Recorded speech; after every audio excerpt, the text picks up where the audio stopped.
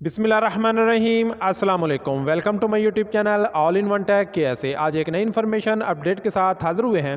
Saudi Arabia में रहते हुए सऊदी अरबिया में जितने भी भाई काम करते हैं उन सबको सऊदी लेबर लॉ सऊदी कानून के बारे में जानना बहुत ज़रूरी है कि जिस कंपनी जिस शिरके में या जिस कफ़ील के साथ वो काम करते हैं उनके साथ काम करने के जो लॉज हैं कानून हैं उनके बारे में जानना आपके लिए बहुत ज़रूरी है।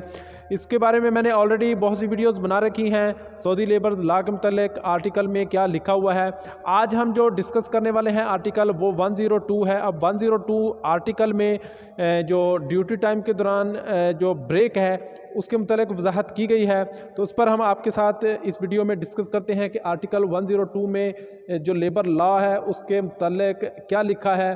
तो सबसे पहले छोटी सी रिक्वेस्ट है, चैनल पर नए हैं तो चैनल को ज़रूर सब्सक्राइब कर लीजिएगा, क्योंकि सऊदी अरबिया से रिलेटेड इस तरह की इन्फॉर्मेटिव वीडियो इन्फॉर्मेशन आपके लिए हम लाते रहते हैं।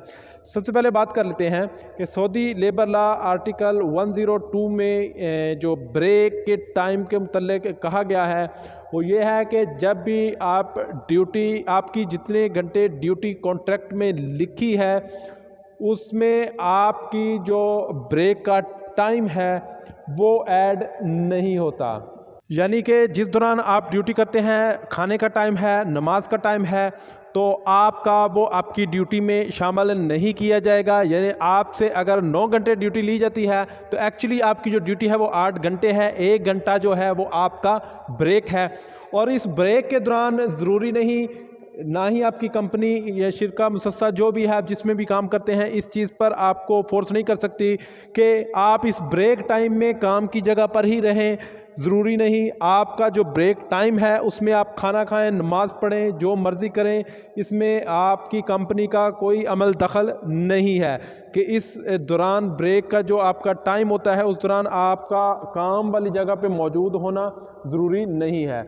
और बहुत सी कंपनियां इस चीज़ के बारे में अपने वर्कर्स के साथ ज़्यादती करती हैं, नाइंसाफ़ी करती हैं, ड्यूटी भी 9 घंटे उनसे मुकम्मल करवाती हैं और उनको ब्रेक भी नहीं देती, या ब्रेक देती हैं तो 10 मिनट या 15 मिनट ब्रेक देती हैं और वो भी ड्यूटी से बाहर जाने की इजाज़त नहीं देती कि वो बोलते हैं कि उसी दौरान ही आपकी ब्रेक है।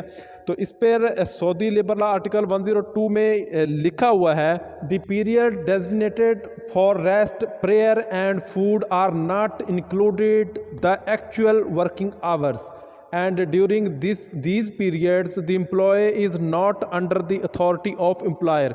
यानी कि आपका जो नमाज का खाने का टाइम है वो आपके जो वर्किंग आवर हैं, काम के जितने घंटे आप काम करते हैं उसमें शामिल नहीं किया जाएगा।